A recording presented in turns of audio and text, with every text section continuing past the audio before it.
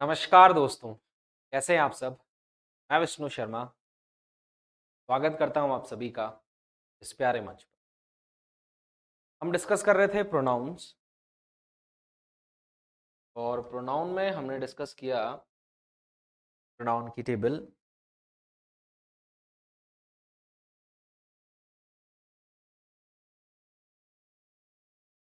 Pronoun यानी ऐसे शब्द जो रिप्लेस करते हैं किसको, नाउन को।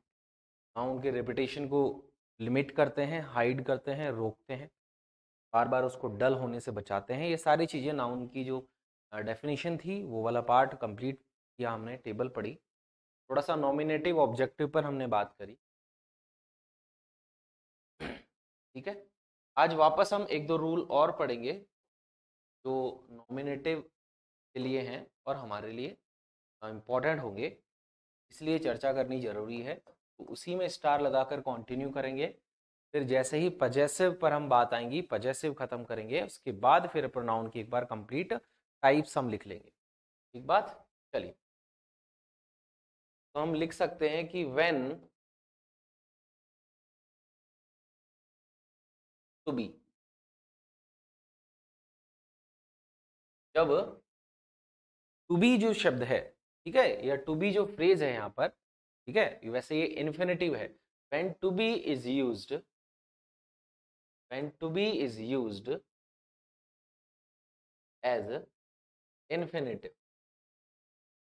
जब टू बी को किस रूप में यूज किया गया हो, इन्फिनेटिव के रूप में यूज किया जाता है। जब टू बी को इन्फिनेटिव के रूप में यूज किया जाता है and it does not have any specific subject, it does not have any specific subject, यानी इससे पहले इसका कोई सब्जेक्ट नहीं हो, इससे पहले इसका कोई क्या नहीं हो, सब्जेक्ट नहीं हो, सब्जेक्ट नहीं हो, तो क्या होगा, तो क्या होगा, देन देन द नाउन और प्रोनाउन, फिर क्या होगा, जो नाउन और प्रोनाउन है, जो नाउन और प्रोनाउन है आफ्टर इट, यानी इस इन्फिनेटिव के बाद जो नाउन या प्रोनाउन है, कैसे होंगे, कैसे होंगे, नॉमिनेटिव होंगे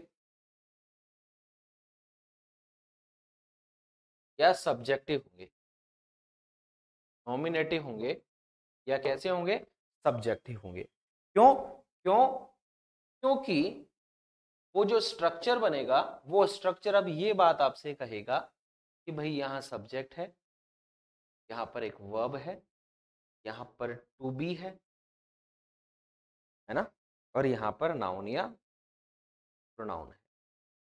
तो ये जो नाउन या प्रोनाउन है, यहाँ पर आने वाले नाउन या प्रोनाउन के लिए ही क्या है, यूज किया गया है। ये दोनों सेम है, ये दोनों सेम है।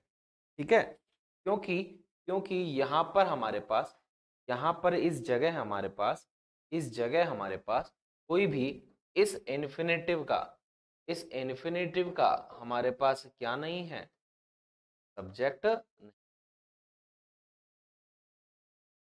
ठीक है, आप तो इतना ध्यान रखेंगे कि जब आपके पास इस तरह का कोई स्ट्रक्चर बने कि सब्जेक्ट वर्ब हो, ठीक है, उसके बाद टू बी का यूज किया गया हो, इसका यूज किया गया हो, टू बी का यूज किया गया हो, और वर्ब और इस टू बी के बीच में कोई भी नाउन या प्रोनाउन नहीं हो, तो आपको क्या ध्यान रखना है कि आगे आने वाला जो प्रोनाउन होगा, ठीक है, नाउन तो आपको दिखे जाएगा, प्रोनाउन होगा वो कैसा होना चाहिए, वो कैसा होना चाहिए, वो नॉमिनेटिव होना चाहिए।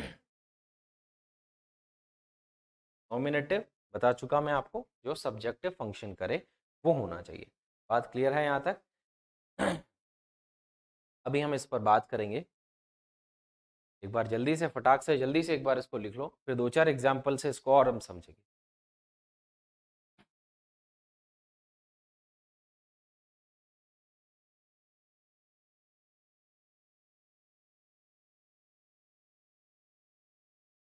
देखते हैं, जैसे एग्जाम्पल ले लेते हैं। जैसे हमको एक सेंटेंस दे या कि आई वॉन्ट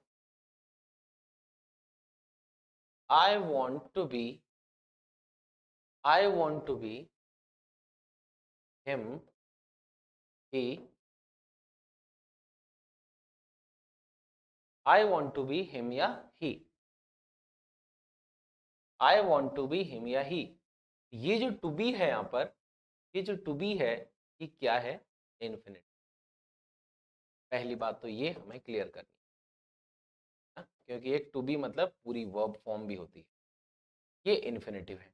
ठीक है, अब इन्फिनिटिव है तो इसका कोई सब्जेक्ट हमारे पास नहीं।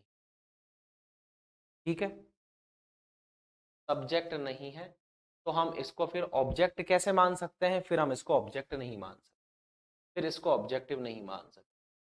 यहां वाला जो नाउन या प्रोनाउन होगा उसका केस कौन सा होगा, उसका फंक्शन कौन सा होगा? उसका फंक्शन होगा नॉमिनेटिव। कौन सा फंक्शन होगा उसका? नॉमिनेटिव फंक्शन होगा। बात क्लियर? तो हम यह हिम नहीं किसका यूज करेंगे? ही का यूज करेंगे। क्लियर बात? एक और सेंटेंस ले लीजिए, जैसे she wished to be, she wished to be me and I। बताइए यहाँ पर क्या होगा? जल्दी से फटाक से आंसर दे लीजिए, जल्दी से सोचिए क्या होना चाहिए। She wished to be me या I, क्या होना चाहिए? कि उसकी जो इच्छा थी वो क्या इच्छा थी? मैं बनने की इच्छा थी, यानी मेरे जैसा बनने की इच्छा थी। यानी अब अगर हम मतलब थोड़ा सा डीप जाएं और अगर हम दोनों में थोड़ा सा कंपैरिजन करें या दोनों में थोड़ा सा एनालिसिस करें तो अभी ये दोनों व्यक्ति एक ही तो हैं।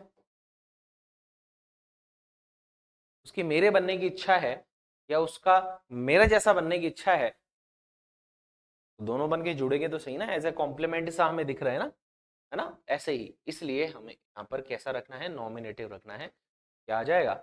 आय आ जाएगा। क्या आ जाएगा? आय आ जाएगा। फटाक से एक बार जल्दी से इसको लिख लो, फिर इसका नेक्स्ट वाला पार्ट हम देखेंगे कि ऑब्जेक्ट कब आएगा या ऑब्जेक्टिव कब आएगा, है ना?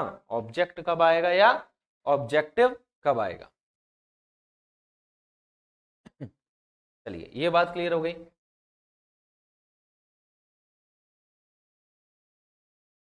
When there is a specific subject,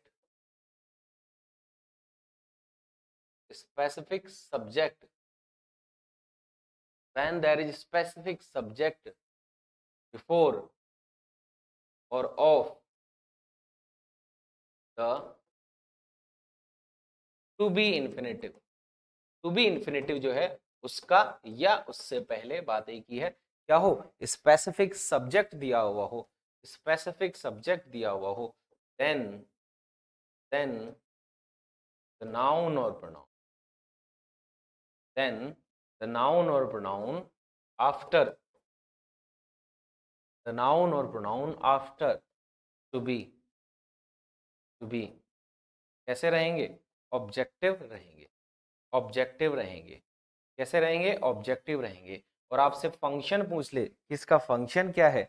object तो है ही, ठीक है, मतलब ऑब्जेक्टिव रूप तो है ही, रूप है ऑब्जेक्ट तो, लेकिन फंक्शन क्या होगा? कॉम्प्लीमेंट कहलाएगा। वो क्या कहलाएगा? कॉम्प्लीमेंट कहलाएगा। क्या कहलाएगा? कॉम्प्लीमेंट कहलाएगा। ठीक बात यहां तक? चलिए, मेरे कहने का मतलब ये है, जो अभी अब स्ट्रक्चर आपने लिखा वो ये था सब्जेक्ट वर्ब। अब यहाँ पर नाउन या प्रोनाउन, यहाँ पर जो नाउन या प्रोनाउन है उसका जो केस है, केस क्या है? ऑब्जेक्ट। अब इसके बाद जो टू बी आया है, इसके बाद जो टू बी आया है ये इन्फिनिटिव है। ठीक है सर, ठीक है, ये बात मान ली। इसके बाद अब जो नाउन या प्रोनाउन आएगा, के बाद अब जो नाउन या प्रोनाउन आएगा उसका केस भी कैसा होगा? ऑब्जेक्टिव। कैसा होगा? ऑब्जेक्टिव। ठीक है, ठीक है। अब हम देखें तो ये इस इन्फिनिटिव का क्या है? सब्जेक्ट है, और ये जो है ये इस इन्फिनिटिव का क्या है? कॉम्प्लीमेंट है। यानी ये दोनों व्यक्ति मिलजुल कर एक ही हैं। ये दोनों व्यक्ति मिलजुल कर क्या हैं? एक ही हैं। जैसे अभी जस्ट पहले हम देख रहे थे सब्जेक्ट और वो दोनों मिलकर एक बन रहे थे, ऐसे ही यहां पर भी होगा। ठीक बात। तो अगर मैं इस क्लोज की बात करूं तो ये इसका ऑब्जेक्ट है, लेकिन अगर इसकी बात करूं तो ये इन्फिनेटिव का सब्जेक्ट है, और ये क्या है, ये फिर इस सब्जेक्ट का सब्जेक्ट कॉम्प्लीमेंट है, सब्जेक्ट कॉम्प्लीमेंट है। ठीक है, कैसे है देखते हैं। एक सेंटेंस में आपको दे दूं, I want you, I want you to be, इस तरह से, I want you to be him, मैं चाहता हूं कि तुम हिम उसके जैसे बन जाओ, I want you to be him. ठीक है, इस तरह से, जैसे she knows the man, she knows the man, she knows the man to be I, she knows the man, वो उस आदमी को जानती है जो कि कौन है, मैं हूं। यानी ये दोनों क्या है, एक ही है, ये दोनों क्या है, एक ही है। बस आपको ध्यान क्या रखना है, एग्जाम में जब क्वेश्चन आए क्या ध्यान रखना है कि सर अगर हमें टू बी मिले तो हम क्या करें। टू बी मिले तो आप यहां से देख लो, इसके पहले कोई नाउन होना चाहिए, है ना, या प्रोनाउन होना चाहिए। अगर है, ये वाला जो केस है, ये वाला जो केस है वो क्या होगा, ऑब्जेक्टिव होगा। तो यहाँ पर आई नहीं, क्या होना चाहिए, मी होना चाहिए। अब अगर मैं इस नाउन या प्रोनाउन को यहाँ से गायब कर देता हूं तो ये हिम का ही बन जाएगा, मी का क्या बन जाएगा, आई बन जाएगा। सीधे किससे जुड़ेंगे, इस सब्जेक्ट से जुड़ेंगे। फिलहाल ये किससे जुड़ रहे हैं, ऑब्जेक्ट से जुड़ रहे हैं, इसलिए इसलिए यहां पर ये ऑब्जेक्टिव रूप में रहेंगे। बात क्लियर हो जानी चाहिए अब तक। जल्दी से फटाक से एक बार लिख लो, फिर हम आगे बढ़ते हैं, फिर हम आगे बढ़ते हैं। ठीक है, ऑब्जेक्टिव की हमारी बात हो गई थी कि ऑब्जेक्टिव जो प्रोनाउन है, ऑब्जेक्टिव जो प्रोनाउन है,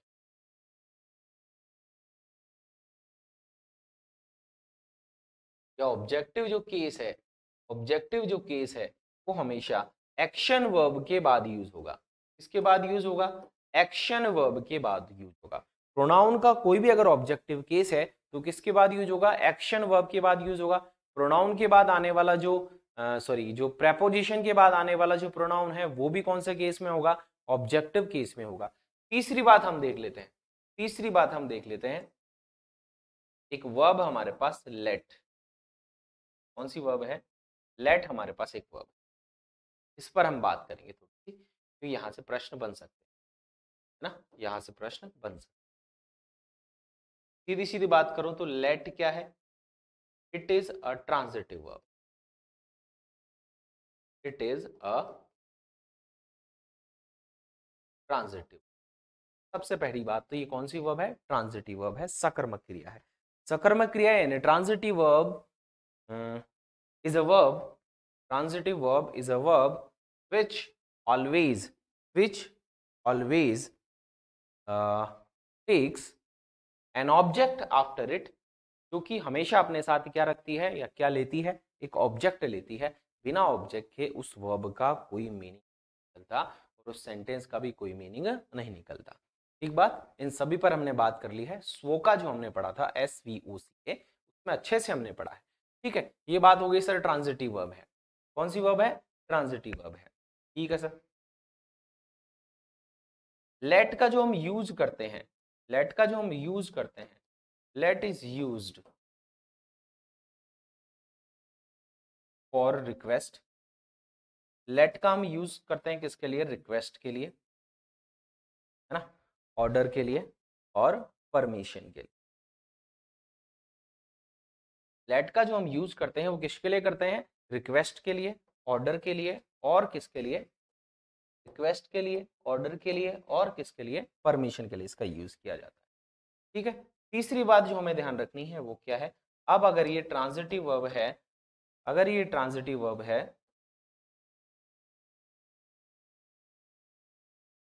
तो लेट जो वर्ब है टेक्स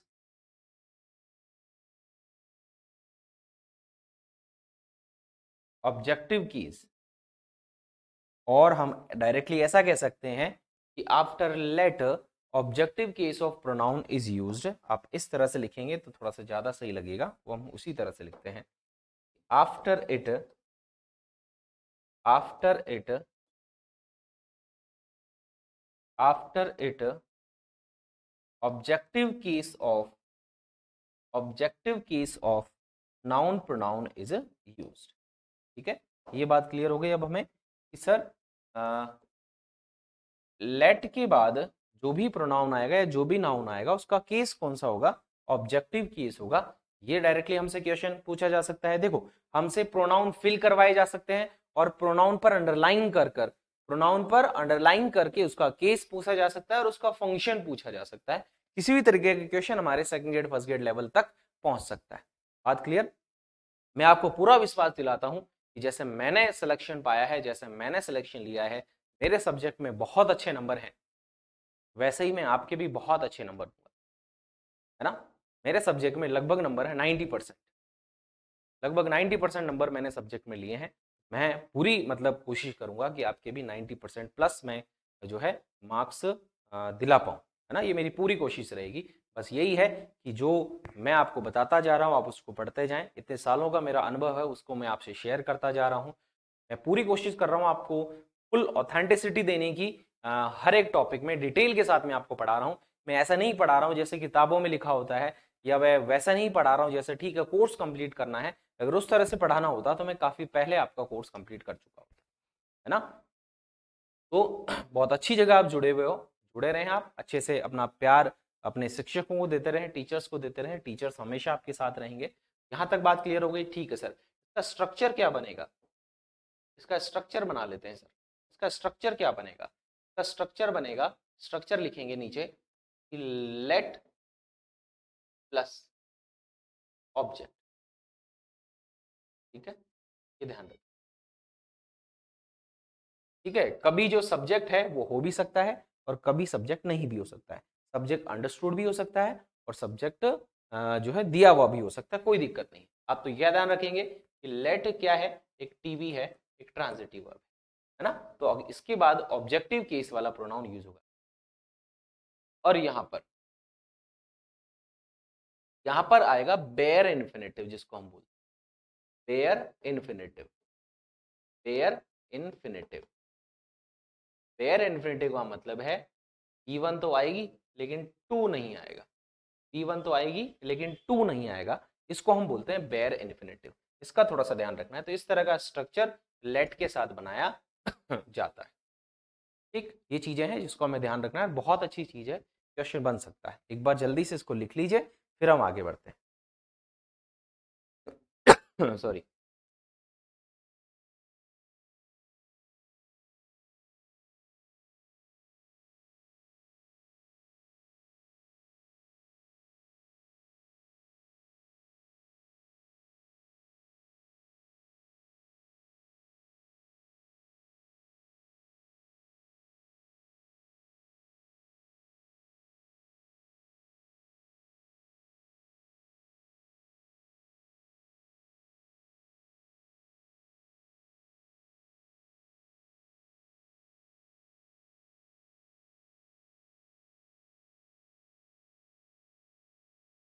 ठीक है, इसके एक दो एग्जाम्पल लिख लेते हैं, फिर एक बात पर और हमें डिस्कस करना है, फिर हम सीधा प्रोनाउन टाइप्स पर चलेंगे। सीधा सीधा प्रोनाउन टाइप्स पर आगे बढ़ेंगे। दो तीन इंपॉर्टेंट चीजें थी जहां से लगभग हर बार क्वेश्चन आता है, उनको समझाना बहुत ज्यादा जरूरी होता है ना। इसलिए चलो लेट वाले एग्जाम्पल देख लेते हैं। सिंपल है, कोई दिक्कत नहीं है। जैसे देखो, लेट मी डू इट, मुझे इस काम को करने दो, यानी सामने वाला परमिशन मांग रहा है, रिक्वेस्ट कर रहा है। एक ऐसा बोल सकते हो, the teacher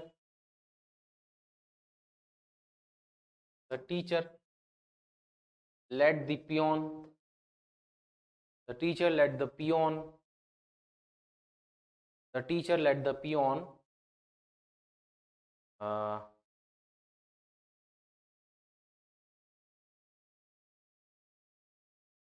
open the gate, open the gate, sorry.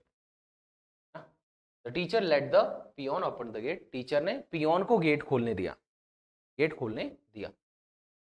तरह से, और एक ऐसे कर लो, लेट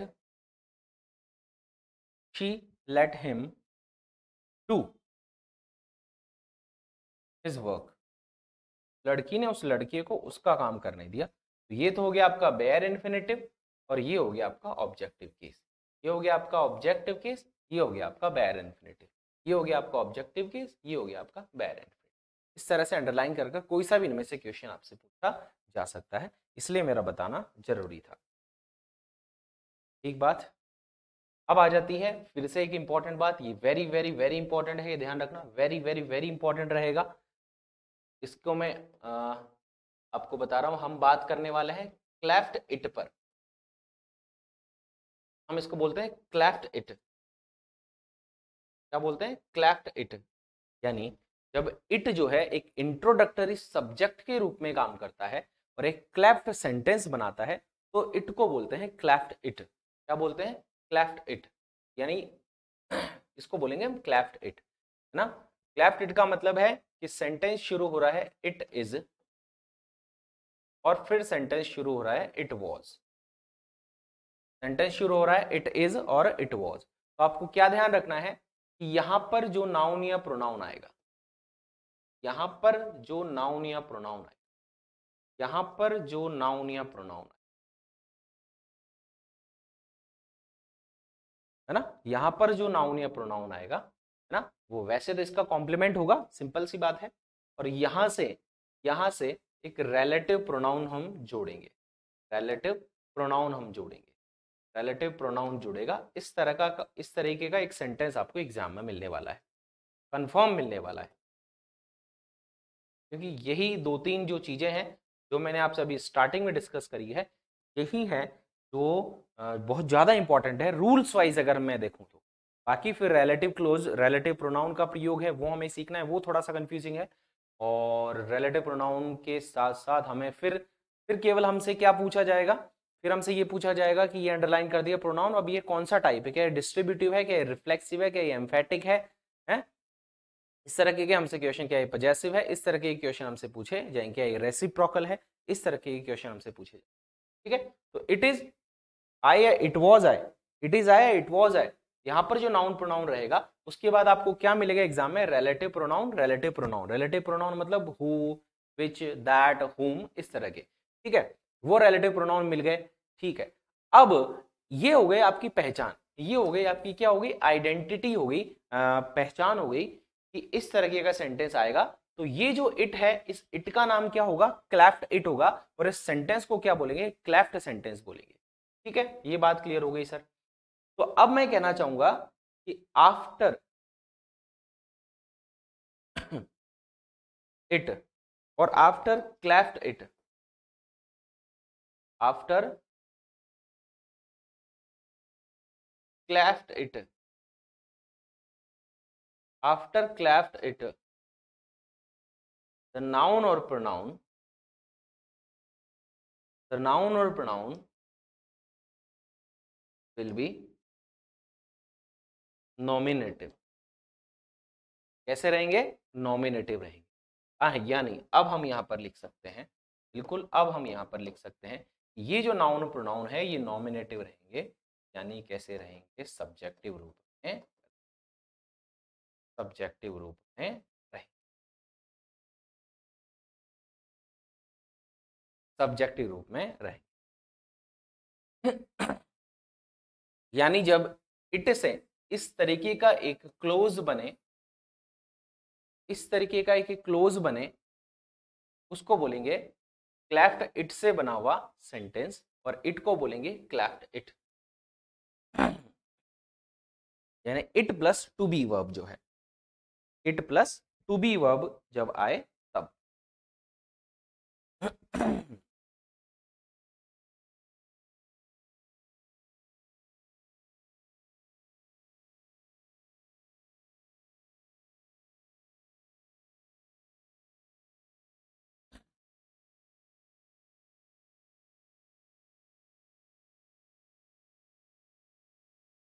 ठीक है, क्लैफ्ट इट का मतलब है यहां पर जो इट है वो क्या काम कर रहा है? इट इज यूज्ड या cleft it is used to emphasize और स्ट्रेस ऑन नाउन और प्रोनाउन आफ्टर इट। ठीक है, जब इट जो है इसके बाद वाले नाउन या प्रोनाउन पर, जो इट जो है इसके बाद या वाले नाउन या प्रोनाउन पर एम्फेसिस करे कि यह ये लड़का था। जैसे मान लो कोई किसी को पीट कर भाग गया और कलम में मिले, अरे ये तो यही था वो जिसने मारा था। तो इस तरीके की जब हम सेंटेंस बोलते हैं, है ना, कि इट इज शी, ये तो वो लड़की है, इस तरह का सेंटेंस। इट इज आई, ये मैं था जिसने देखा एक्सीडेंट। तो इट जो है जब इस नाउन प्रोनाउन पर या अपने बाद वाले नाउन प्रोनाउन पर, टू बी के बाद वाले नाउन प्रोनाउन पर एम्फेसाइज करने के लिए यूज किया जाता हो, तो इस सेंटेंस को क्लेफ्ट सेंटेंस बोलेंगे और इस इट को क्लेफ्ट इट बोलेंगे। ठीक है, और क्या बनाएगा ये? रिलेटिव क्लोज बनाएगा। कौन सा क्लोज बनाएगा? रिलेटिव क्लोज बनाएगा। कौन सा क्लोज बनाएगा?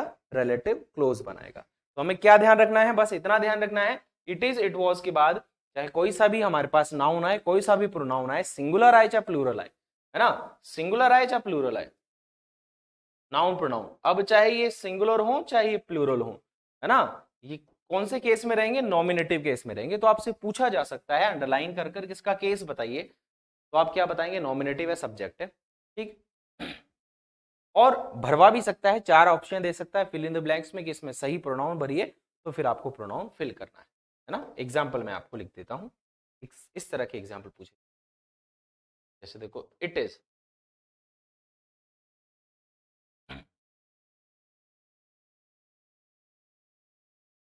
आया हुआ सेंटेंस ही ले रहा हूं मैं।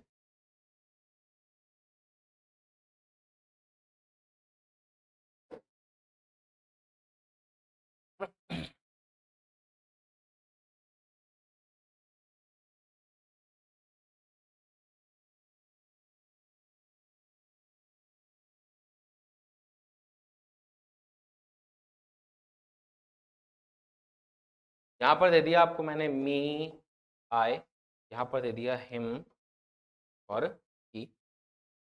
क्या लगाएंगे? ऑब्जेक्टिव लगाना है, नॉमिनेटिव लगाना है। यहाँ पर लग जाएगा आई और यहाँ पर लग जाएगा, सॉरी, यहाँ पर लग जाएगा ही, यहाँ पर लग जाएगा ही। ठीक बात।